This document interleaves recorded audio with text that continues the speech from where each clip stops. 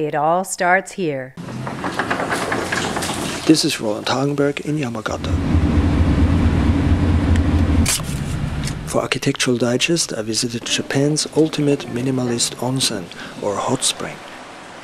The Fujiya Ginzan ryokan was redesigned by star architect Kengo Kuma, who left the 300-year-old structure of the original building intact to create a small postmodern paradise.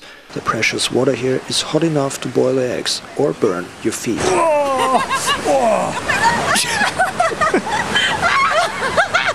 There is so little to do here except for bathe. You can walk up the road for 1 minute and then you come to the end of it, and that way there is not much to see. All there is to do is to stay in your room and to use the bathing facilities. It is the pastime of every Japanese, and not necessarily a cheap one. Spending a night soaking in hot water, eating traditional food, drinking lots of sake, and checking out by 9 in the morning. A feast that might cost you up to 700 euros. Check-in time at the ryokan is around 5 p.m. The ryokan, a guest house with rooms to rent, has often an onsen. Always clean yourself in the shower room before entering a hot bath. No swimwear is allowed. If you would be the owner of such a place, would you be worried having foreigners come here? A lot of these customs are new to me. I've visited Japan before, but it's hard to understand the routines and why they exist. The staff here are very good at explaining these rituals. I admit I felt more comfortable after I read a book about Japanese bathing and the rituals and how you're not supposed to get any soap inside the tub and how you're supposed to remove as much dead skin from your body with the towel before you get in. Otherwise it can seem quite mystifying when you go there and you see this little stool with a wash basin and the soap. What were the biggest changes compared to the old ryokan that has been here for 300 years and the new style by Kengo Kuma? Well, we deliberately reduced the room number and increased each room size so that our customers could have a little bit more space to relax and to enjoy.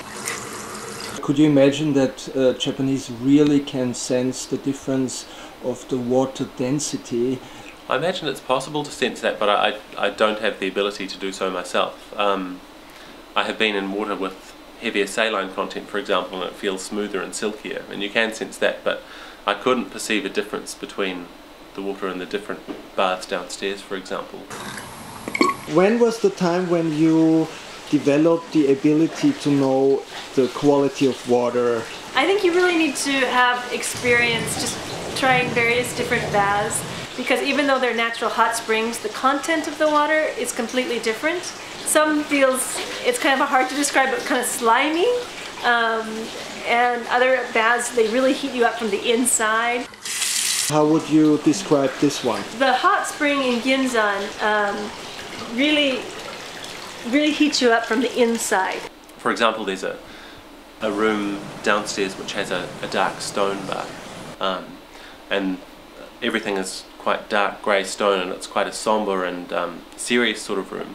And there are also rooms with very elegant timber cladding on the walls, and screens which have a warmth and which almost take on a honey colour in certain lights. Do you take a bath yourself every day in one of these? Yes, yeah? Of course.